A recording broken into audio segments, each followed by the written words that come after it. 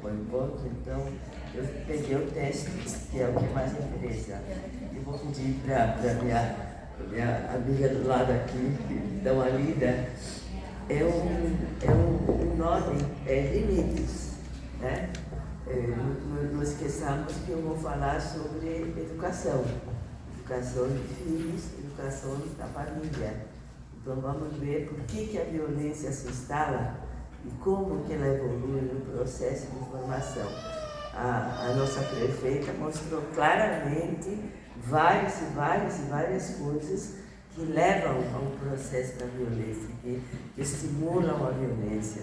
Então eu pediria, por favor, que você lesse, bem? Limites. Somos as primeiras gerações de pais decididos a não repetir com os filhos os erros de nossos progenitores. E com o esforço de abolirmos os abusos do passado, somos os pais mais dedicados e compreensivos, mas, por outro lado, os mais bobos e inseguros que já houve na história. O grave é que estamos lidando com crianças mais espertas do que nós, ousadas e mais poderosas que nunca. Parece que, em nossa tentativa de sermos os pais que queríamos ser, passamos de um extremo ao outro. Assim, somos a última geração de filhos que obedeceram a seus pais e a primeira geração de pais que obedecem aos seus filhos. Os últimos que tivemos medo dos pais e os primeiros que tememos os filhos. Os últimos que cresceram sob o mando dos pais e os primeiros que vivem sob o jugo dos filhos. E o que é pior, os últimos que respeitamos nossos pais, às vezes sem escolhas. E os primeiros que aceitamos que nossos filhos nos faltem com o respeito, à medida que o permissível substituiu o autoritarismo, os termos das relações familiares mudou de forma radical.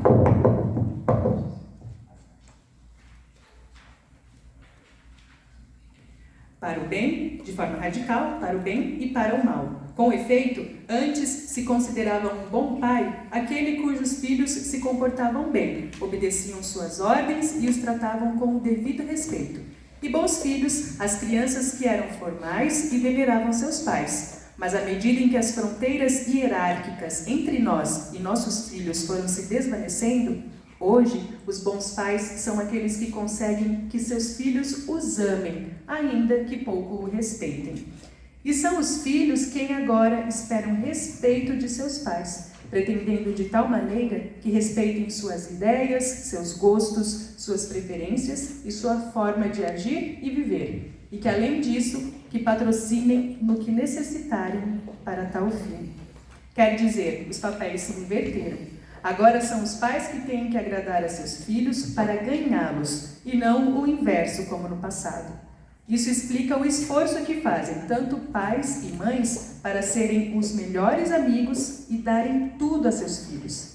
Dizem que os extremos se atraem. Se o autoritarismo do passado encheu os filhos de medo de seus pais, a debilidade do presente os preenche de medo e menosprezo, ao nos verem tão débeis e perdidos como eles.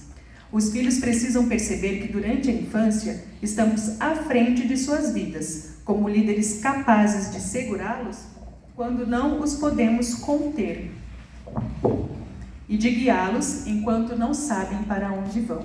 É assim que evitaremos que as novas gerações se afoguem no descontrole e tédio, no qual está afundando uma sociedade que parece ir à deriva, sem parâmetros nem destino. Se o autoritarismo suplanta o permissível, se o autoritarismo suplanta, o permissível sufoca e amedronta. Apenas uma atitude firme, respeitosa, lhes permitirá confiar em nossa idoneidade para governar suas vidas enquanto forem menores, porque vamos à frente liderando-os, e não atrás, carregando-os e rendidos às suas vontades. Os limites abrigam o indivíduo, com amor ilimitado e profundo respeito, possibilitando que cresça com segurança e equilíbrio. Nunca é tarde para recomeçar. É sempre tempo para um novo recomeço. Texto é da Mônica Monastério, de Madrid, Espanha. Limites, né? Por que tantos limites e por que trouxemos isso para a questão da violência? Tem muitos homens né? E mulheres, e avós, e tias, que não aceitam a palavra não, né? E quando que isso se instala? Isso se instala exatamente na primeira infância. Na primeira infância, quando vocês acham que a criança tem que aprender, não pode, não deve, não é seu, com que idade isso começa a ser desenvolvido na criança? Vamos lá, ajuda aí. Desde pequenininho. Vocês vão se assustar se eu dizer que desde que ele chupa a chupeta? Desde que ele chupa a chupeta, ele está aprendendo, incorporando a frustração, o lidar com a frustração. Tem mais que quando o filho chora, você deve se lembrar, se isso é da minha época, sei lá, não é que é da minha época, sei lá, não é que é da época da minha filha. Vou falar dessa época aqui agora. Na minha época, eu me lembro muito bem que quando a criança chorava, a primeira coisa era tu já chupeta, né? Ou então, não parava de chorar. Vocês já ouviram falar de sacoalho de miolos? Lá vai eu perder para lá e para cá. Foi provado, infelizmente, que se sacoalhar a criança pode provocar lesões cerebrais. Porque o cérebro fica dentro e ele fica meio que flutuando dentro do crânio, né? E essa sacoalhação empurra os miolos para um lado e para o outro e pode provocar lesões. Então, tanto assim que a gente começou a divulgar, gente, para com o sacoalho de criança, pelo amor de Deus, né? Mas quando a criança chora, né, e lhe damos a chupeta imediatamente, nós estamos impedindo que ela crie mecanismos de defesa, de retardamento, ou seja, mecanismos que vão ajudar a lidar com a frustração. Ela vai ter que aprender que, mesmo que demore um pouquinho, a comida chega. Mesmo que não aconteça exatamente como ela pensou, a coisa acontece. E esse processo de lidar com a frustração é que vai criando esses mecanismos de defesa que na vida adulta ela vai carregar. Entretanto, se não possibilito isso, se eu não dou uma possibilidade de relacionamento flexível, né? Se eu sou extremamente rígida, chorou, tu chorou, né? Eu justamente impedindo que ela se desenvolva dentro de um padrão de lidar com a frustração, de lidar com a perda, de ouvir um não, né? Ou seja, é super importante que as famílias, a mãe, o pai, as famílias em si, aprendam a lidar com essa flexibilidade. A doutora falou em resiliência, né? Porque tem muita gente que vai se perguntar assim, bom, eu tive 5 filhos, eu tive 10 filhos, mas cada um é de um jeito. Mas um aqui nos dedos da mão. Eu tenho 5 dedos na mão e cada dedo tem uma função. Os filhos é a mesma coisa. Eu posso ter 5 filhos, 6 filhos, cada um dos filhos terá uma função diferente. E eu vos pergunto, você sabe por quê?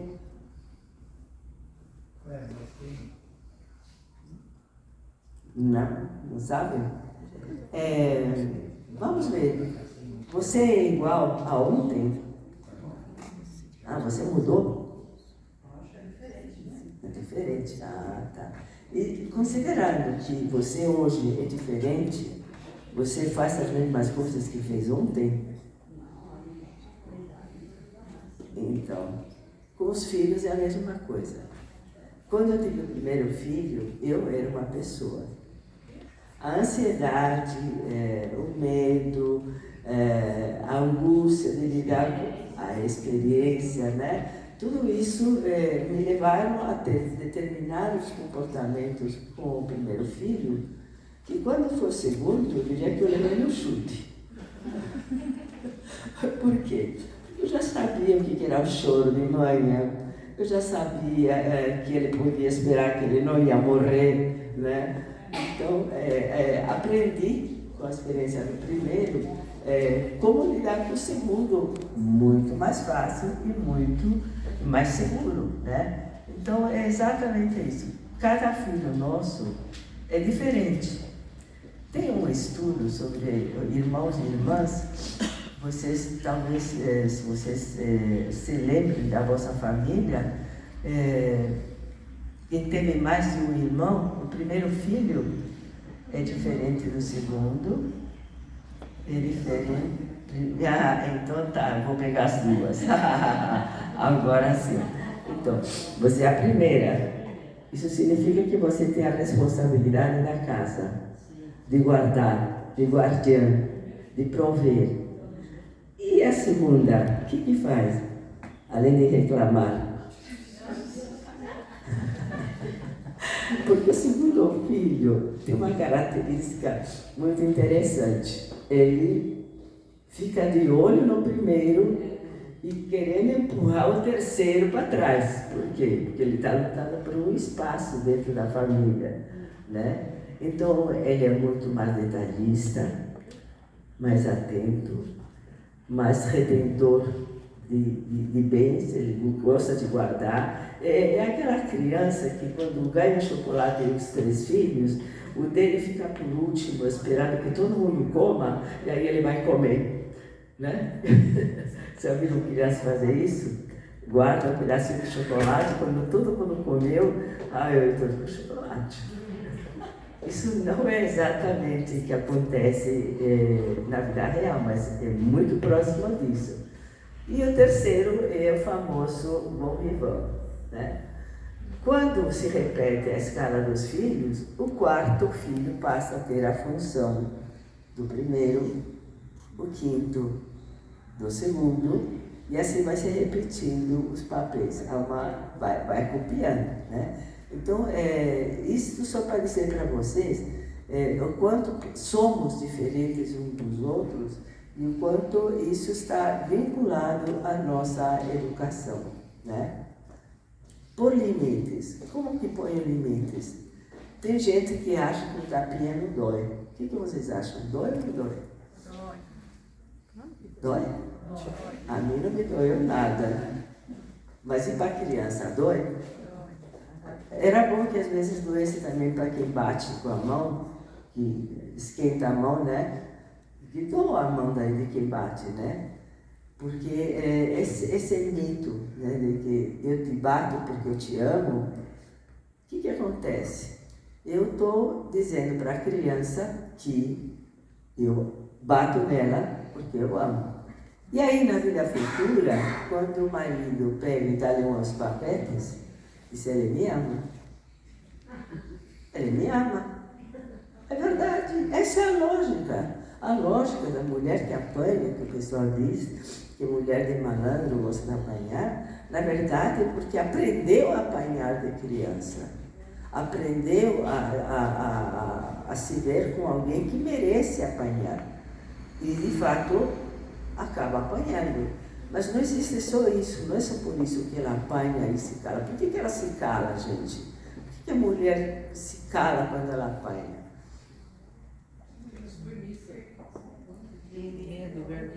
Medo, vergonha.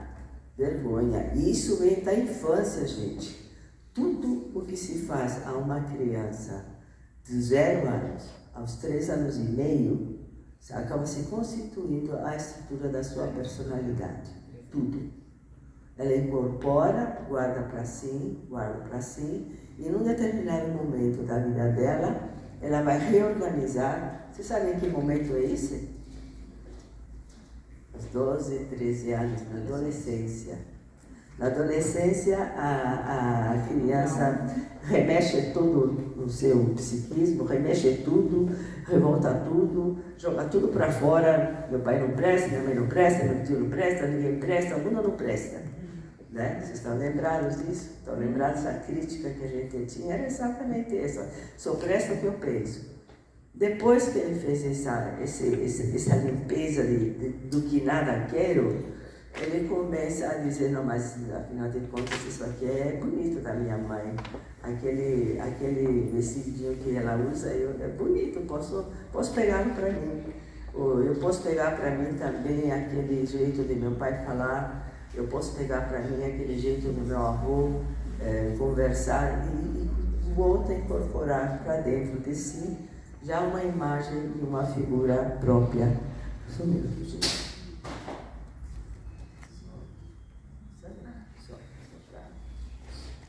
Bom, então dessa forma ele constitui a sua personalidade. O que vai até os 3 anos e meio fica como base da personalidade.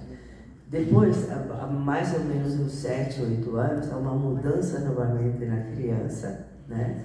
Está entrando lá na puberdade e há uma reavaliação dos valores. Mas o que está instalado, né? E por que a gente está falando disso e da violência? Bom, vocês vão se assustar se eu dizer para vocês, eu trouxe a pesquisa da Delegacia da Mulher, eu acho que não vou precisar mexer, eu vou me lembrar de cabeça. 26 casos de 0 a 18 anos de violência contra a criança. De 200 casos, 26 casos. Ou seja, havia 140 e poucos casos de violência constatada, violência doméstica, e desses, 26 casos eram de 0 a 18 anos. E o mais triste, 5%, quase 6%, de 0 a 6 anos. Quem é o autor da violência? Adulto, conhecido, da família, no seio familiar, dentro da família, parente próximo dela, muito próxima, né? Alguém muito próximo da criança, geralmente pai, geralmente padrasto, geralmente outros próximos da família. De fora não apareceu esse dado, apareceu que era família, né? Então, se é a família, eu pergunto para vocês, nós estamos caminhando pelo caminho certo em relação à prevenção da violência? O que vocês acham? Está resolvendo a gente apenas fazer essas reuniões, a gente fazer esse trabalho de divulgação, a gente fazer coleta de dados, a gente fazer... Está resolvendo? Não. Onde que está a raiz de toda a problemática que envolve a violência doméstica e que futuramente violência contra a mulher? Onde que está a raiz? Na família. Na família. Na criança, na educação, no como se educa, o como estabelece limites, o como ensina a criança a perder. Eu brincava com os pais, brincava entre aspas, né? Mas era uma cutucada. Eu fui terapeuta há 42 anos de crianças e adolescentes. Eu trabalhei assim, diversos casos. Aí quando algum pai disse, mas veio fazer aquilo, o que veio fazer aqui? Eu falei, brincar. Ele veio fazer o que você não deixou fazer na sua casa. Se você tivesse deixado ele brincar, ele não tinha que vir brincar comigo. Simples, muito simples. Deixem seus filhos brincar em casa e não vão precisar brincar com nenhum terapeuta, porque o processo de tratamento para uma criança é através do jogo, através do lúdico. E é aí que você percebe o quanto a criança não consegue perder, né? Algumas crianças, quando perdiam, perdi, coitadinha de mim. Eu falei, que coitadinha de você, minha? Presta atenção, você tem potencial, você pode, não sei o quê. Não. Então, já trazem da família aquele sentimento de perder, de que não merece ganhar, né? E outros não, outros ficavam muito bravos, chutavam o tabuleiro. Eu falei, legal, agora você trata tudo e põe no lugar, né? Porque afinal de contas não é aí que você encontrou o brinquedo. E havia regras, né? Há regras dentro do processo. Em síntese, gente, se as crianças brincassem mais e fossem mais bem tratadas pelos seus pais, certamente teríamos um pouco menos de violência. Uma criança abusiva é um adulto abusivo. Uma criança que não aceita limites e daí ser abusiva é um adulto que na vida, nas suas relações, ele não vai querer saber do não. Agora não, agora não quero, agora não posso. Agora não estou com vontade, agora não estou afim, horas, né? E como não aceita o não, ele parte para as vias de fato. É aí que muitos dos casos de violência se traduzem no relacionamento sexual negado, né? E daí há uma campanha muito intensa de não é não. Eu tinha a camiseta assim bordada, né? E na época da campanha eu fiz a camiseta e falei, olha, não é não, para por aí mesmo, né? Bom, alguma pergunta, gente? Alguma... Não? Você está falando de organizar de mudança, porque eu sou uma de 8 filhos, 6 mulheres e 3 homens. Então era a época que o pai olhava, a mãe, você já tinha que, né, obedecer e sair de perto.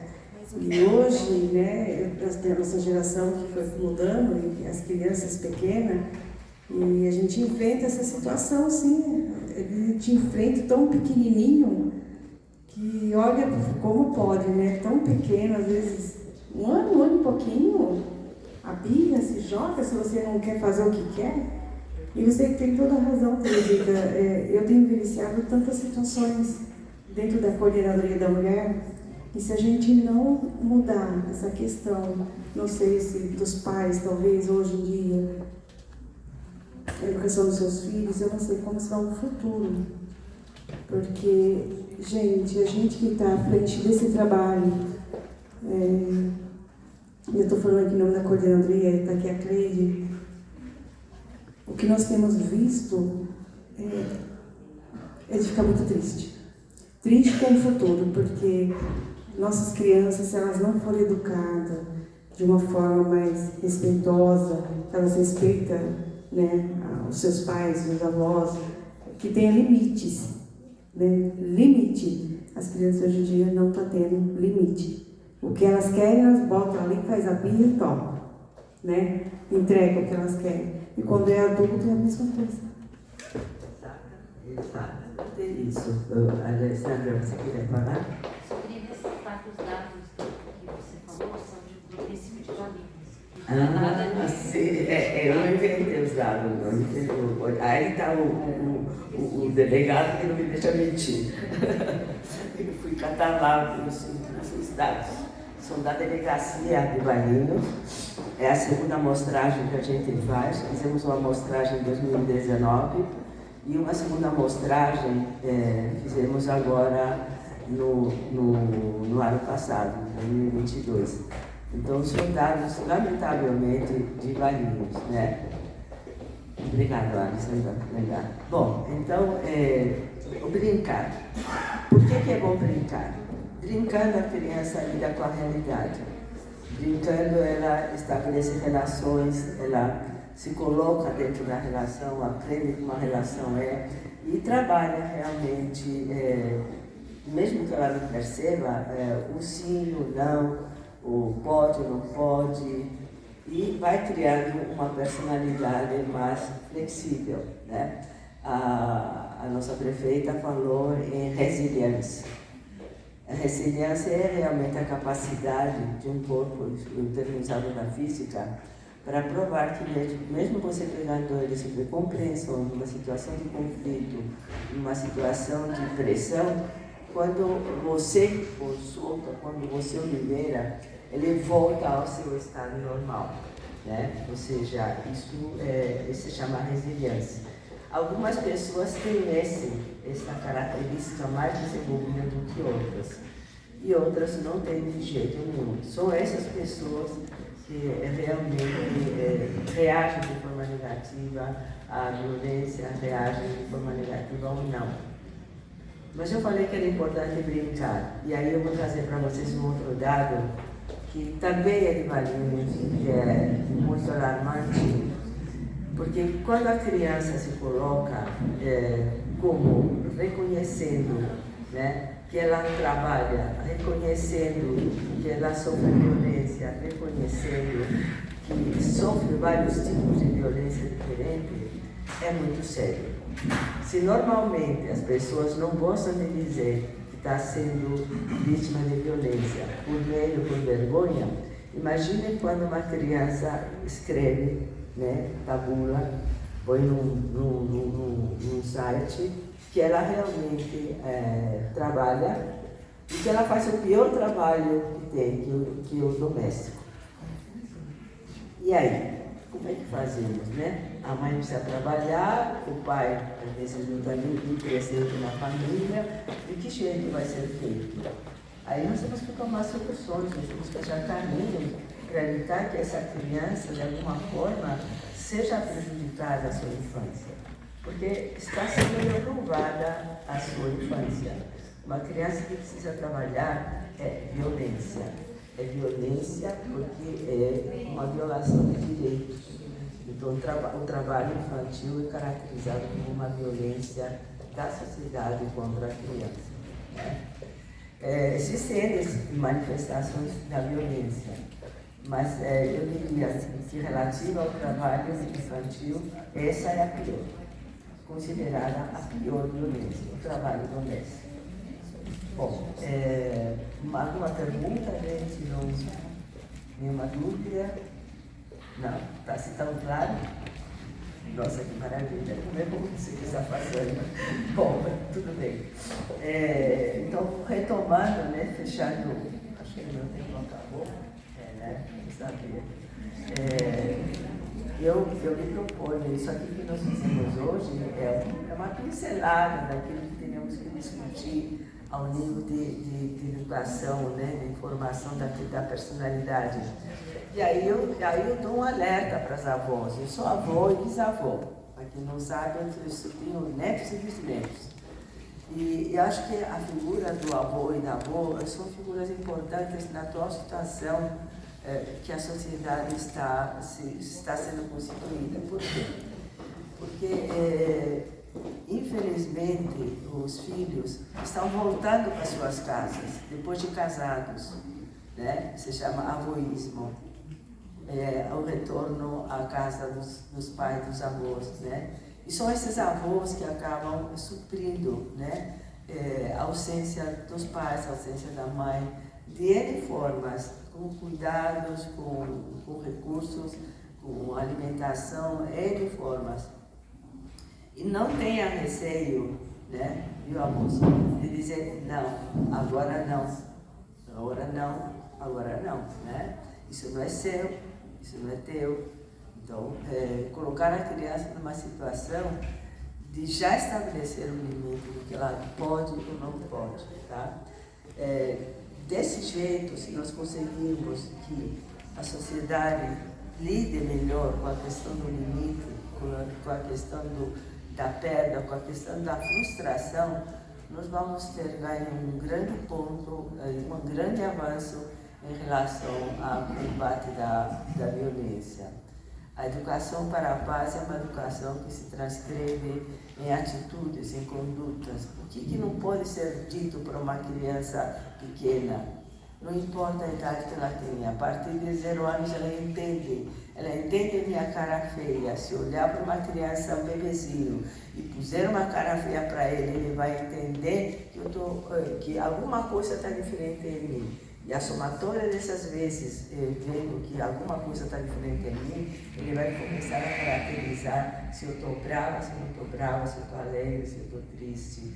Ou seja, o nosso rosto, a criança desde pequenininha, ela começa a incorporar e a entender a comunicação. Então, não se deve de jeito algum xingar uma criança. Burra, ignorante, débil, desastrada, não serve para nada. Isto destrói a imagem interna da criança, tira a autoestima dela e quando vai na vida adulta, ela aceita que o marido o xingue, que o marido o trate mal, que o marido seja desrespeitoso, porque ela própria já aprendeu a não se respeitar, a não ser vista como alguém que tem direitos, que tem condições de ser tanto quanto o homem ou melhor, né? Então, nunca se deve insultar uma criança. Não esqueçam isso. Esses insultos são carregados no resto da vida.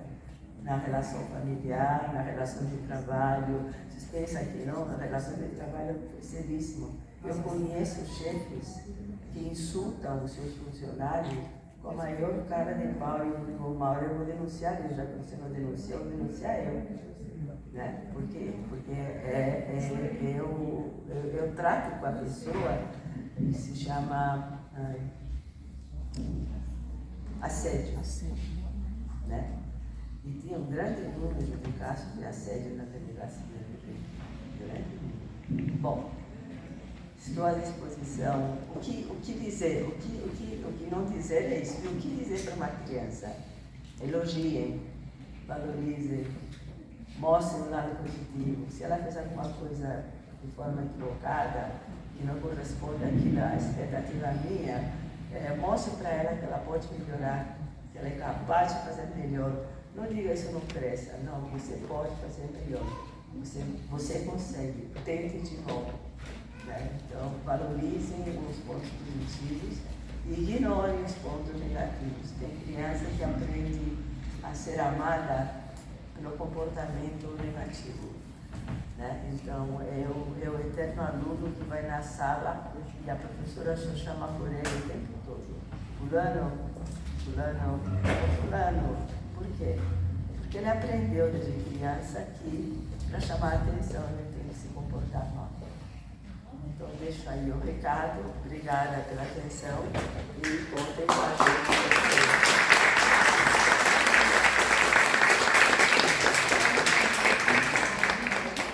Teresita, em nome da prefeita, em nome da Andréa, que organizou essa linda festa, em nome da nossa presidente do Fundo Social, de todas as mulheres aqui, tenho que agradecer ao pequeno Índia.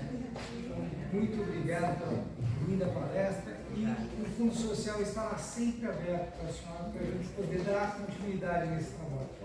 Pode me chamar que tem.